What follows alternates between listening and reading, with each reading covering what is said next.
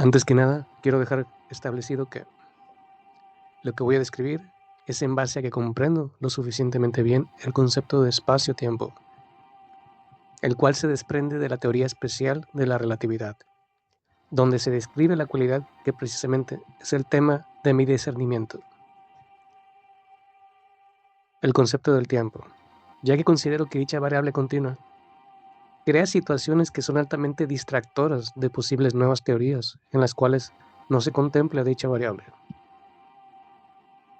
Sé que en tal teoría se establece que la forma de comprobar la existencia del tiempo es mediante la descripción empírica, por decirlo de alguna forma, de la inclusión de la velocidad de la luz, por obvias razones, por lo cual, al estar basado dicho cálculo en una ecuación de función de límite, esta dará por resultado que dicha variable cambie con la aceleración relativista de una masa, con un humano incluido, claro, si no, no funciona esto, en proporción inversa, respecto de un observador relativista en reposo aparente.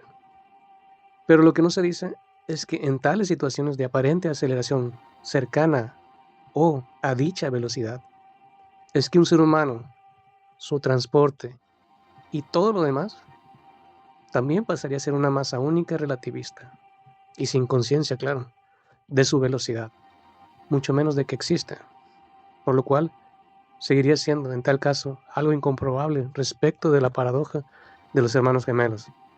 Solo por mencionar alguna, sé que el concepto de reloj se aplica en teoría a los cambios de aceleración relativista, no que en realidad exista dicho reloj que se asocia con una dimensión, de una forma misteriosa y hasta un tanto fantasiosa, sino que el ser humano usa los relojes para todo, lo cual deberíamos de cambiar, según lo puedo explicar o según lo voy a explicar. E innegablemente, en un imaginario experimento, obviamente tendrá uno durante una aceleración relativista a la velocidad de la luz en su equipo de desplazamiento, o se lo van a incluir a la fuerza, es lo más obvio, y que cuando acabe dicha aceleración durante la duración de dicho evento, comparará de forma intuitiva si hay algo de cambio de lo que prontamente ha descrito, teorizado y predicho la teoría misma. Eso lo comprendo muy bien. De hecho, es sencillo de entender. El problema sucede cuando se le asigna a dicho mecanismo una forma de sustentar a una dimensión completa, aunque sea de forma figurativa. Algo que se debería declarar a quien trate de comprender esto. Trataré de comprobar del por qué no se debe usar un mecanismo, ya sea totalmente mecánico, análogo o electrónico para definir el tiempo, bajo esas circunstancias, ya que esto es lo que lleva a considerar de forma implícita que el tiempo es algo que se puede adelantar o atrasar dependiendo de cómo se muevan las variables físicas, en teoría, aparentemente paralelas a las que integran las ecuaciones de campo de la teoría especial de la relatividad. Obviamente, se describen implícitamente las de la teoría general, que incluye la gravedad. Si se elimina el concepto del tiempo de dichas ecuaciones, aún usar otro tipo de mecanismos matemáticos que no sean derivadas de las funciones de límite, tal vez cambie dicho concepto del tiempo. Aunque yo trataré de describir aún su inexistencia en dicho concepto de espacio-tiempo. Sé que la teoría describe que, al viajar a tales velocidades, todo lo que es acelerado a la velocidad de la luz sigue intacto, lo cual es obvio que no sucede de esa forma. Solo es una suposición. Luego, según se entiende en dicho supuesto, que eso incluye la medición del tiempo como la entendemos, eso mismo debería de pasar con la materia en sí, ya que todo es materia, incluido el mecanismo que conocemos como reloj, y que en tal supuesto, el reloj simplemente estaría funcionando de forma normal, no que de alguna forma misteriosa una dimensión lo desaceleró. Eso no sucede en realidad. Lo que cambiaría sería lo que no se mueve a velocidad relativista desde la perspectiva del observador en movimiento rectilíneo uniforme, ya que para dicho observador, según describe la matemática usada, todo se movería de forma normal, según la velocidad actual del espacio y su propio espacio personal, sin olvidar eso, y aparecerá lo que se conoce como dilatación temporal relativista, al estar observando a dicho módulo de aceleración en movimiento uniformemente acelerado hacia la velocidad de la luz. Pero esto es derivado de usar la función de límite descrita por un físico y que tiene por nombre Lorentz, aunque dicho descubrimiento también se le atribuye a otra persona más.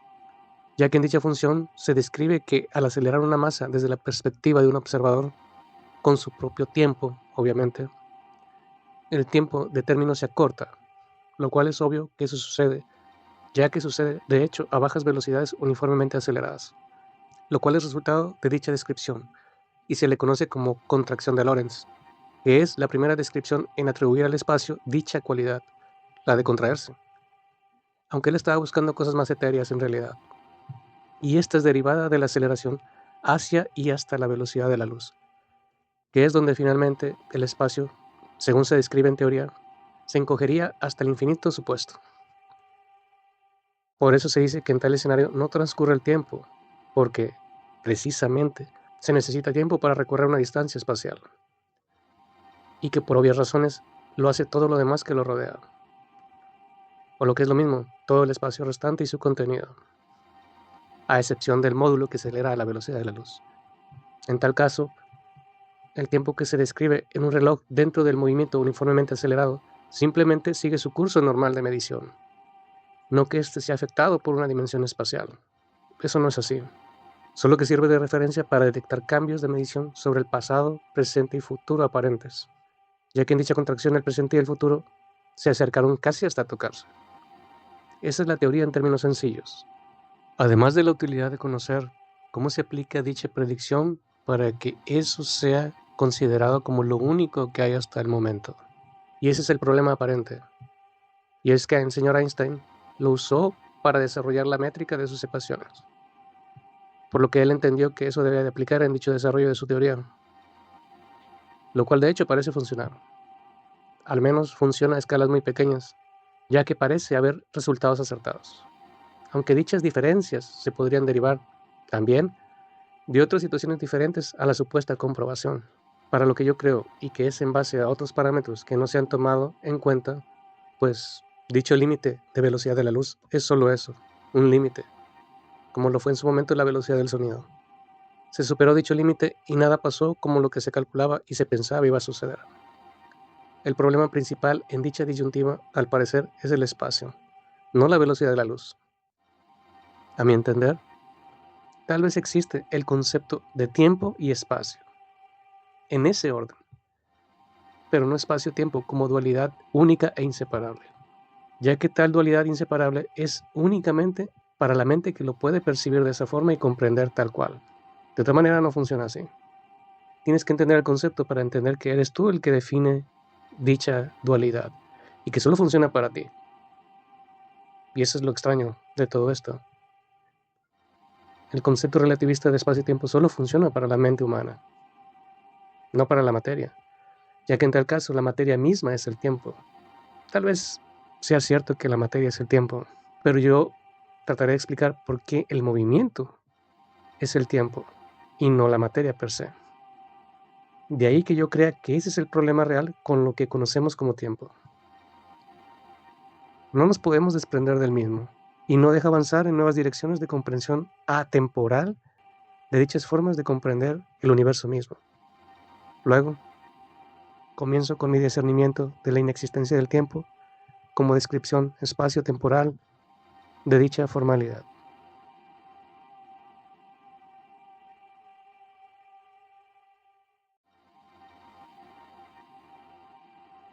Primero que nada, y antes de cualquier descripción que yo pueda proponer, quiero aclarar que esto que voy a describir es en base a un análisis bastante bien sustentado, al menos eso creo. No solo es una hipótesis por pura ocurrencia mía.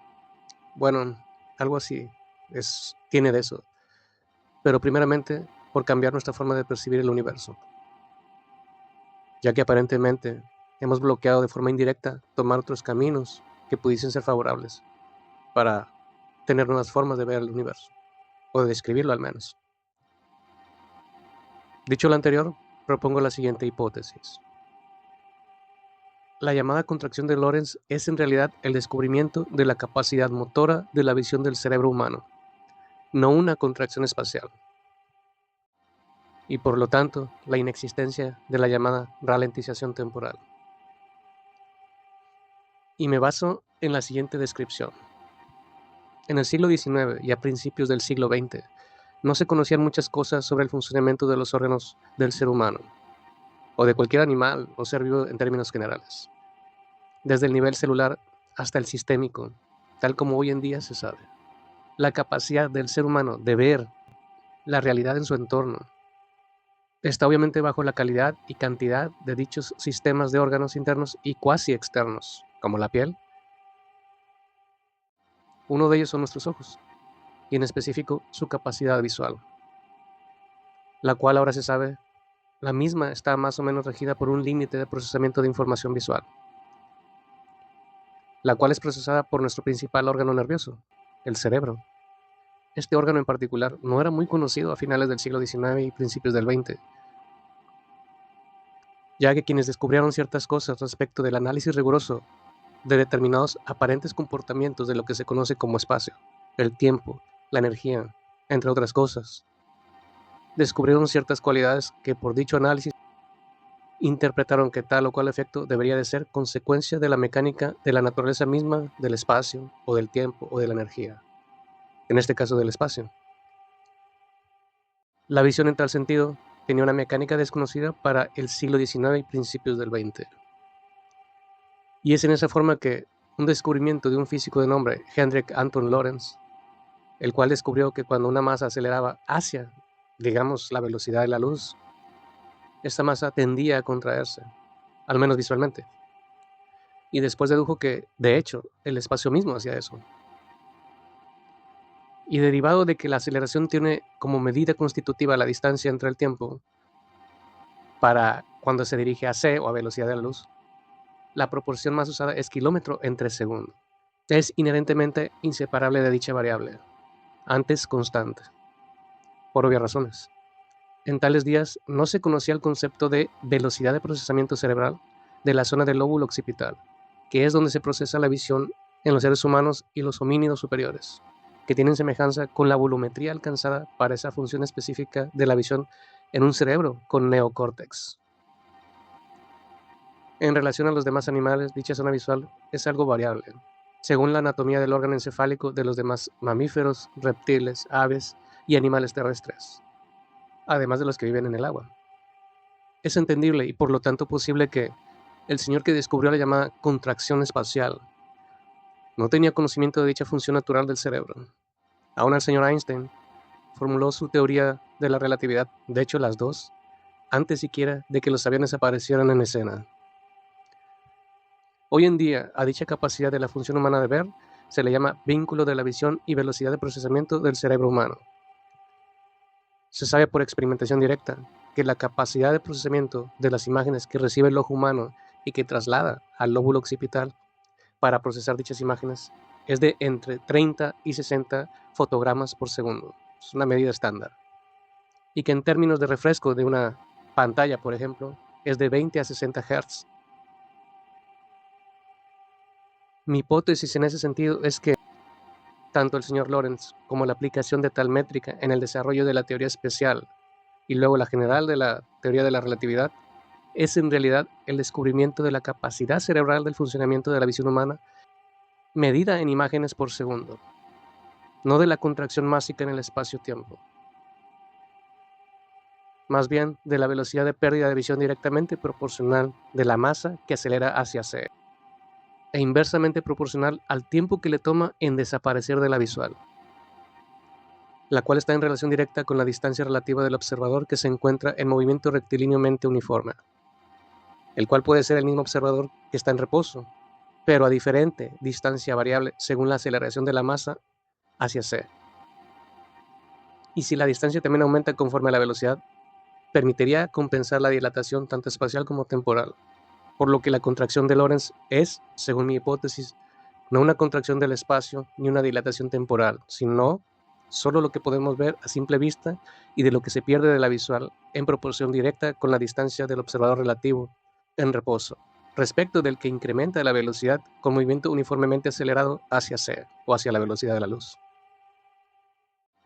El tiempo que se tarda en recorrer una distancia determinada será más corta según su velocidad en aumento constante. Eso no cambia. Pero no habría contracción espacial ni dilatación temporal física para quien acelera a la velocidad de la luz. Esa es mi hipótesis y propuesta de teoría.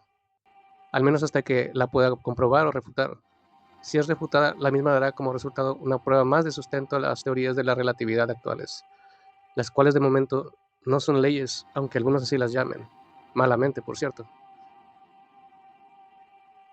La métrica de la conocida contracción de Lorentz parece ser que se basa en lo anterior descrito, de la capacidad humana de procesar información visual hacia su neocórtex, ubicado en el lóbulo occipital del cerebro. Es obvio que habría que comprobar tal deducción sobre lo anterior descrito, pero también es natural entender que aún la teoría de la relatividad en tal sentido no ha sido comprobada, aun cuando dicen que ya hay pequeñas pruebas de tal teoría aquí o allá. Pero eso no es del todo válido para dar totalidad de validación, y mucho menos si lo que propongo resulta cierto. De hecho, el ser humano comprueba muchas cosas de forma indirecta, ya que directamente le es imposible hacer tal cosa, como por ejemplo comprobar directamente la velocidad de la luz, aunque yo creo que es correcta dicha deducción, de que su velocidad límite es de 299.000 km por segundo aproximadamente, más o menos alguna fracción, aunque esta puede variar por todo lo que en el espacio se le puede atravesar a tal movimiento de la luz. Aunque en este caso el ser humano ha desarrollado artefactos y artilugios electrónico-mecánicos y casi totalmente electrónicos que nos ayudan a ver cosas que antes literalmente desaparecían de nuestra visión, como son las cámaras de fotogramas de hiper alta velocidad. Al usar dichos dispositivos para observar dicha supuesta contracción espacial, si es que se fuese el caso, esta conforme acelera de forma paralela a la supuesta aceleración de la masa en movimiento rectilíneo uniformemente acelerado, la misma determinaría, me refiero al artefacto, que tal supuesta contracción no existe, y probará que solo es un déficit de la capacidad de percepción humana. Algo que es adelantado a su tiempo, sí, pero no que afecte a la masa, al espacio, ni al tiempo mismo. Lo cual de hecho sería otra prueba más de que el concepto de lo que conocemos como tiempo está errado. Yo propongo que el tiempo no existe como dimensión, aunque existe como herramienta, y muy útil por cierto.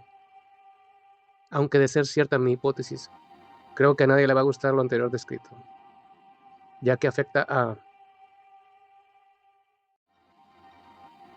al menos puedo proponer algo nuevo, algo que podría cambiar todo. Pero volviendo a mi hipótesis sobre que, en realidad, lo que el señor Lorentz estaba describiendo no era una contracción espacial, sino la contracción de la perspectiva visual de nuestra limitada capacidad de ver y comprender que en realidad el espacio no se contrae, sino que lo que estaba describiendo era su propia incapacidad de procesar información relacionada con su propio cerebro. Y lo cual de por sí también es un logro importante, si en realidad hubiese entendido tal cosa de esa forma. El espacio no se contrae, sino más bien la capacidad visual humana descrita de forma implícita y anticipada a su tiempo en un algoritmo matemático más o menos relacionado en ese sentido. Hoy se sabe que a menor cantidad de fotogramas por segundo de capacidad de un ser vivo, la contracción será más rápida o más lenta, dependiendo de la perspectiva. Lo mismo pasa en sentido contrario. A mayor capacidad de fotogramas por segundo, mayor capacidad de ver todo más lento a velocidad relativa desde la perspectiva del movimiento rectilíneo uniforme. En tal caso, el incremento de capacidad de procesamiento de la masa con movimiento uniformemente acelerado se vería nulificado por la proporción directa de fotogramas por segundo inversamente proporcional por la distancia que el observador vaya incrementando con respecto de la masa en aceleración. De ambas formas se puede nulificar dicha supuesta contracción. Si es verdad que ante nuestra visión relativa parecería que el espacio se contrae, que el tiempo se acorta, esto quedaría contradicho si incluimos que la visión de cada protagonista del ficticio, al menos de momento, escenario, habríamos concluido que con el transcurso de los descubrimientos de nuevas tecnologías, que algo estaba mal en tal experimento y conclusión de la métrica de dichas teorías. Básicamente la masa, al ser alcanzada poco a poco por una mayor capacidad de algún artilugio humano para ver lo que antes no podía, con más fotogramas por segundo en términos prácticos, ahora puede observar detalladamente la teorizada contracción.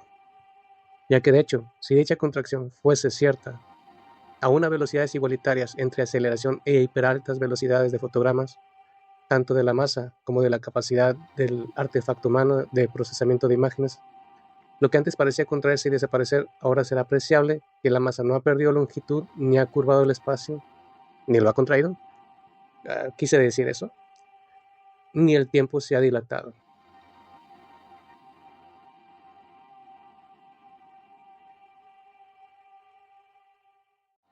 El tiempo, si se le asocia con el espacio mismo, ya que en términos generales tampoco se sabe qué es el espacio, y me refiero a que no tenemos un concepto general real y sus propiedades físicas intrínsecas, algo así como llamarlo unidad espacial, la cual sería universal, no solo local. Del espacio y su concepto también hablaré después de lo que el espacio es, en mi opinión, y cuáles características parece tener. Algo que no van a encontrar en los libros de física. Luego, y en tal caso, lo que están describiendo tanto del espacio como del tiempo es algo que parece solo concordar con lo que se observa de tales conceptos respecto de la genialidad del señor Albert Einstein, que es algo grandioso de por sí. Aunque el espacio no solo es un concepto, es obvio que existe. Por consecuencia, con el concepto del tiempo, implícitamente están describiendo qué es el espacio mismo, lo cual lo deben de haber adjudicado a dichos eventos, no al espacio por sí solo, ya que dichos eventos o cambio físico suceden en el espacio. Algo obvio. Después de todo, ¿dónde más puede suceder? En todo caso, el tiempo es completamente desconocido para los científicos. Eso es decepcionante de muchas formas. Es algo así como un engaño. Y eso lo acabo de descubrir mientras estoy describiendo esto, lo cual es muy extraño. Todo evento que se ciñe al concepto del tiempo, como lo describen, tendría la peculiaridad de ser solo deducción. Ya si dicha deducción está bien, incompleta o mal, pues eso de darle el concepto de dimensión a algo que no se sabe qué es, yo lo comprendo como un acto de fe. Más bien deberíamos comprender que el concepto del tiempo es solo eso, un concepto, y que es útil, pero inexistente. Y como es inexistente, debería de ser tomado en todo cálculo como lo que es, un evento o cambio físico, solamente. Y basado en lo anterior, pensando en desarrollar otro tipo de matemáticas, ¿cómo se desarrollarían cálculos matemáticos sin la variable del tiempo? ¿Cómo se podría desarrollar nuevos modelos matemáticos atemporales? Obviamente, para todo aquello donde se puede sustituir dicho concepto del tiempo. Y derivado de lo anterior dicho. El tiempo, al ser solo relativo, no se puede establecer de forma estándar, sino solo de forma particular. Esto significa que para saber que el tiempo existe en realidad, solo es posible bajo la exposición a una experiencia de la aceleración hacia o a la velocidad de la luz. Y, por otro medio, adentrando a un cuerpo masivo de gravedad, como los mencionados agujeros negros, literalmente. Y lo más extraño será que para nadie más tal evento existe, solo para el que lo experimenta. Solo tal individuo sabrá que el tiempo es real. Claro, suponiendo que tal persona sobrevive a la experiencia de acelerar cerca o a la velocidad de la luz, ya que su equipo de transporte se verá afectado en determinado momento por toda la energía del universo, según describe la teoría, o ser aplastado por la intensa gravedad en caso de que se encuentre un cuerpo oscuro de gravedad, el cual debe o debería tener una frialdad interna de cerca del cero absoluto, y eso al parecer. Aunque la muy mencionada radiación de Hawkins tal vez lo caliente, un poco, solo un poco, quién sabe, tal vez. Claro, claro, todo eso sucedería dentro de tal singularidad de oscuridad. Sí. En tal situación parecen cosas, más bien conceptos, realmente inmedibles, siquiera.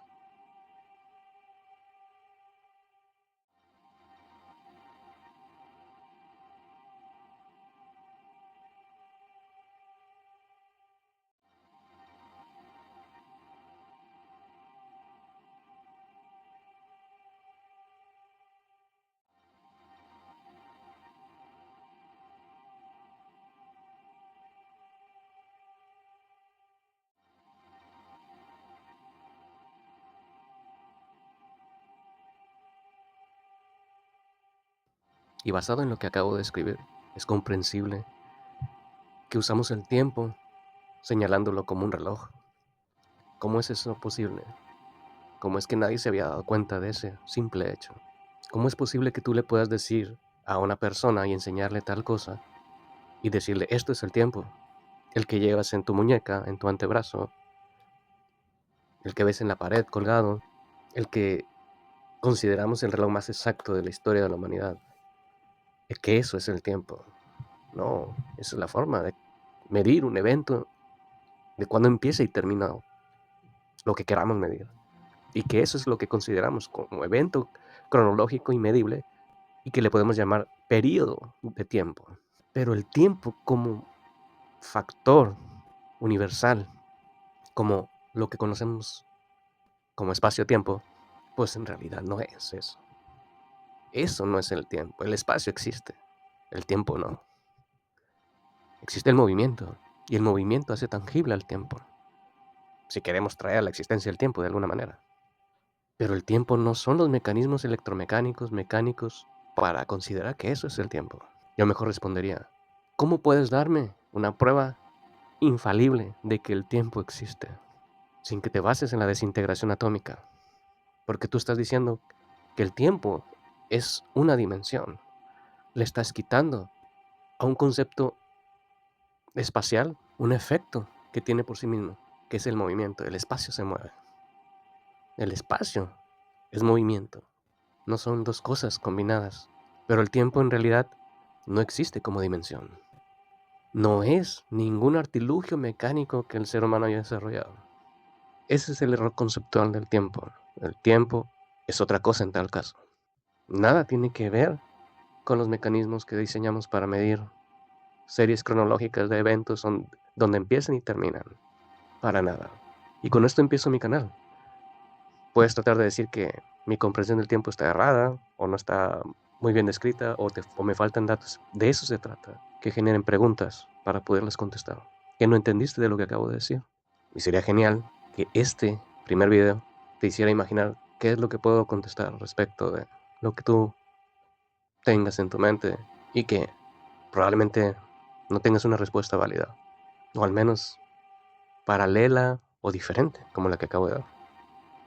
El tiempo no es ningún mecanismo que haya diseñado el ser humano, porque ese mecanismo que ha diseñado el ser humano ya sea basado en los elementos del universo o en un mecanismo diseñado por el mismo ser humano, sería en la dimensión misma. Y eso no es así. Aunque tal vez los mismos elementos nos pueden llevar al pasado. En todo caso, si la desintegración atómica es el tiempo, entonces estás diciendo que la desintegración atómica nos puede llevar al pasado. Y creo que es algo que tampoco habían pensado. Se asume que el espacio-tiempo existe, que podemos comprobar que existe de dicha teoría. El concepto de espacio-tiempo describe principalmente el concepto del espacio. Y dicho concepto hace referencia al lugar donde existimos, donde nos movemos y tenemos la evolución misma de la energía y la materia. Aún podríamos describir limitadamente que una característica de dicha descripción es el concepto de volumen. Es una forma limitada de describir el espacio, pero no es dicha característica el espacio como tal. El espacio debe tener muchas más características y no se le han adjudicado como tal a dicho supuesto contenedor, ya que contiene el universo mismo, la realidad misma. Pero con respecto al concepto del tiempo, no podemos describir lo mismo que con el concepto del espacio, ya que el tiempo es un concepto abstracto de la medición cronológica de todo lo que tiene dicha característica. Es como decir que medimos dónde empieza y termina algo. Y al resultado de dicha medición también se le conoce como tiempo, entre otras formas de medir, como es la longitud, peso, etc. Pero el tiempo no es algo que puede medirse como el espacio. Si nos basamos puramente en una característica específica, porque se dice que el tiempo es relativo al observador, por lo cual es dependiente de la masa y la gravedad misma, de los objetos de referencia sobre los cuales se mide dicho concepto del tiempo mismo, por lo que no existe el tiempo que está sincronizado en el espacio. Mas, sin embargo, se le describe mutuamente e inseparablemente como concepto, aun y cuando dar un tratamiento aparentemente indistinto, lo cual también es contradictorio. En tal caso, parecería que ya se dieron cuenta de tal falta aparente. El espacio no es el concepto del tiempo mismo, sino que el no descrito movimiento espacial, o descrito muy limitadamente en la teoría inflacionaria, es la causa de que el tiempo pueda existir, de que el movimiento, como había mencionado, puede traer a la existencia el tiempo bajo el concepto de la medición misma.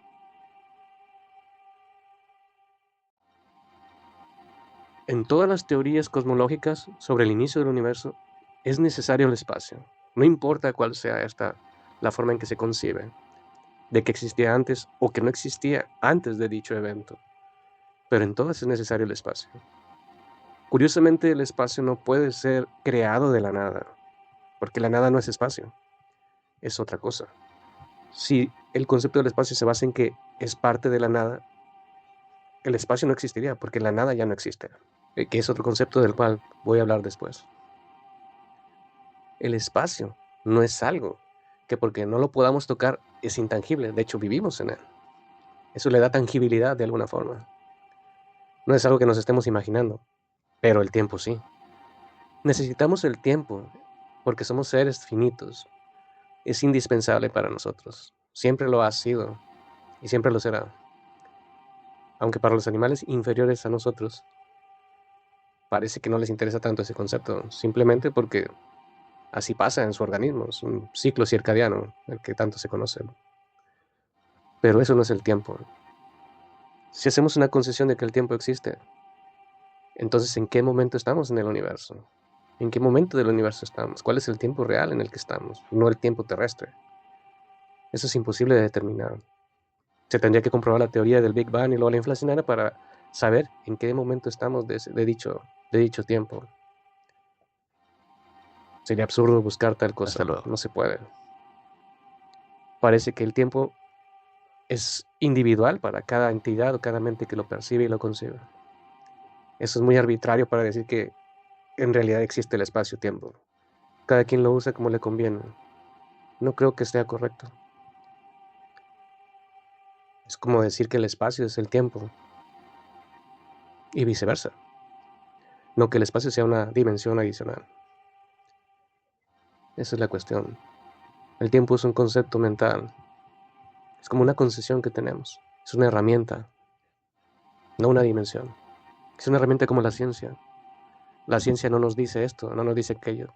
Es el científico el que dice esto es o esto no es. Pero es un ser humano que se puede equivocar. Y respecto de eso, de que la ciencia no es una persona y por lo tanto no es la ciencia la que nos da respuestas, sino el científico que utiliza dicha herramienta. Hay que despejar bien esa forma de expresar por parte de las personas y sobre todo de quienes practican la ciencia. Hay que hacerles ver que eso nunca es así, que si bien la ciencia puede ser exacta, es tan exacta como la mente del ser humano que lo practica. Y porque la mente del ser humano puede errar y bastante. La ciencia en realidad, aunque se le considere exacta, depende mucho de lo que quiera expresar la persona que utiliza la ciencia sobre algo en específico. Por ejemplo, el tiempo mismo, que parece que acabo de encontrar una acepción a lo que parecía correcto basado precisamente en ciencias exactas, como la matemática y la física. Y no es que estén errados los cálculos, el concepto es el que está errado. El concepto de un científico que utilizó una herramienta científica, a la ciencia, para hacer pensar a los demás que tenía razón, o que tenían razón, o que tienen razón, porque todavía está vigente todo eso. A ver qué tanto se dice al respecto con lo que estoy diciendo. Va a ser interesante, de hecho. Por lo pronto, es todo. Pero es esto un ejemplo, como dije, de lo que puedes llegar a preguntar y que yo trataré de responder. Es solo para empezar.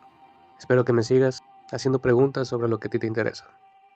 Trataré de responder lo más pronto posible en base a la cantidad de preguntas que se hagan en ese sentido o en algún tema específico.